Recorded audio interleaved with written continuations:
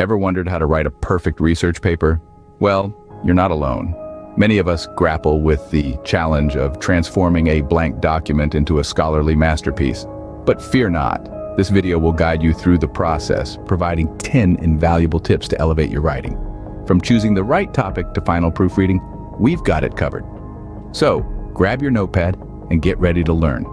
Stay tuned as we uncover the secrets of writing an impressive research paper. The first step in writing a research paper is choosing the right topic. It may seem like a small piece of the puzzle, but it's the foundation upon which everything else is built. A well-chosen topic fuels your interest, making the research process more engaging and less of a chore. Now, how do you choose the right topic? Start by considering your personal interests and how they align with the course you're taking. There's no point in selecting a topic that doesn't pique your curiosity or has no relevance to your studies. Once you've identified a few potential topics, delve a little deeper. Explore the available literature, gauge the scope of each topic, and evaluate its relevance. The perfect topic should be a blend of personal interest, academic relevance, and ample research material. It should also be neither too broad nor too narrow. Remember, a well-chosen topic can make the research process much more enjoyable. Once you've chosen your topic, it's time to get researching. The research phase is like the engine room of your paper. It's where the power comes from. You have to dive into the sea of knowledge and emerge with pearls of wisdom that will add depth and substance to your paper. Don't limit yourself to one type of source. Use books, academic journals, credible online articles, and even interviews if possible. Different sources offer varied perspectives, contributing to a more comprehensive understanding of your topic. Remember, quantity is important, but quality is paramount. It's better to have 10 solid sources that provide insightful information than 50 shallow ones. Also, don't forget to jot down the details of your sources as you go along. This will save you a lot of time when you need to cite them later on. In essence, the more you know, the more you can show. A well-researched paper is a strong paper. Next, let's talk about the backbone of your paper, the thesis statement. Just like a backbone gives structure to our body, a thesis statement gives structure to your paper. It's a 1 or 2 sentence summary of your paper's main point. It's the big idea, the argument you're going to make. A strong thesis statement should be clear and concise, expressing one main idea. It should be debatable, presenting a point that others could reasonably disagree with. For example, instead of writing, "This paper will discuss the effects of climate change," a stronger thesis might be, "Climate change is causing significant harm to our planet through increased natural disasters, loss of species, and rising sea levels." Remember, your thesis statement isn't set in stone. As you delve deeper into your research, it might need a little tweaking, and that's okay. Your thesis should evolve as your paper does. A clear and concise thesis statement will guide the rest of your paper. Now that you have a thesis statement, it's time to create an outline. This is where your paper begins to take shape. Think of an outline as the skeleton of your paper. It holds everything together and gives structure to your thoughts. Creating an outline allows you to organize your ideas logically. It's like a roadmap for your research paper, guiding you from one point to another seamlessly. It helps you decide where each piece of information fits best and how your arguments will flow.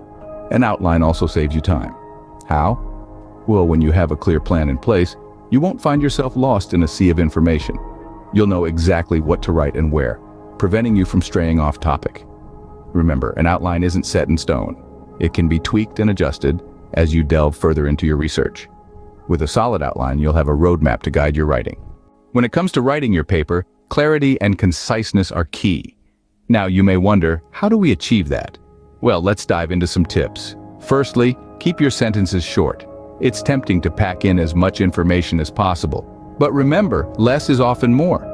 Use simple, direct language and avoid jargon or overly complex terms. Next, be specific. Vague statements can confuse your reader. Be clear about what you're saying and back it up with solid evidence.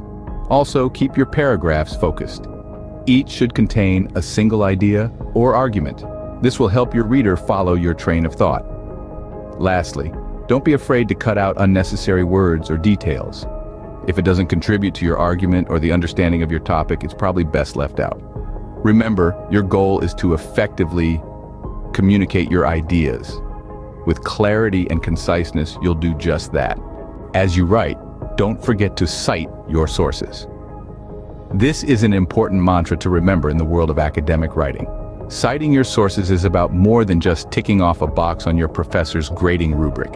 It's about respect for intellectual property, the promotion of academic honesty, and the prevention of plagiarism. When you use someone else's ideas or words in your paper, citing them correctly is a way to acknowledge the original author. It's like saying, hey, this great thought, it wasn't mine, it belongs to this person over here. This not only shows that you're honest and responsible, but also that you've done your homework and understand the topic at hand. Moreover, citations add credibility to your work. They show that your arguments are backed by research and evidence, which makes your paper more convincing. So remember to use the appropriate citation style as per your instructor's guidelines. Proper citation not only gives credit where it's due, but also strengthens your paper. Once you've written your paper, it's time to revise and edit. Your first draft is just that, a draft. It's not meant to be perfect. It's meant to be a starting point, an opportunity to get your ideas down on paper. But once those ideas are down, it's time to refine them. Revision isn't about fixing typos or checking grammar, that comes later. It's about looking at the big picture. Is your argument clear and logical? Are your points well supported by evidence? Do your paragraphs flow smoothly from one to the next? Editing, on the other hand, is about fine-tuning. It's where you fix those typos, check your grammar, and make sure your sentences are clear and concise. It's where you ensure that your paper is not just good, but great. Remember, writing is a process. It's not about getting it right the first time, but about making it right. A well-edited paper is a polished paper. Before you submit your paper, seek feedback. It's essential to get a fresh pair of eyes on your work. You've been deeply involved in your research, poring over every detail. Sometimes this can make it hard to see the forest for the trees, so to speak. Having someone else read your paper can give you a new perspective. They may notice things you've overlooked or suggest improvements you never considered. Peers can provide valuable insights as they're likely encountering similar challenges. Professors, too, can offer their expertise, guiding you towards better clarity, coherence, and argumentation. They can also ensure you've properly understood the assignment's requirements. Remember, feedback isn't about criticism, but about growth. It's an opportunity to learn, refine, and enhance your work. Embrace it. Take note of the comments, reflect on them, and use them to improve your paper. Constructive criticism can greatly improve your paper. Finally, proofread your paper and don't forget to take breaks. This is a mantra that every writer should live by. Proofreading is like the final polish on a newly minted coin. It's what brings out the shine and makes it ready for circulation. When you proofread, you're looking for those tiny, easy-to-miss errors that might have slipped past during the earlier editing process. It's about checking spelling, grammar, punctuation, and ensuring that your paper is as flawless as it can be. Remember, it's not just about finding mistakes. Proofreading is also an opportunity to improve your writing. You might find a sentence that's unclear, a paragraph that could be better organized, or a point that needs more evidence. So don't rush it. Take your time and read your paper carefully, line by line. Now, while proofreading is essential, it's equally important to take breaks. Yes, you heard it right. Breaks are not a luxury, they're a necessity. Research shows that our brain needs downtime to rest and recharge.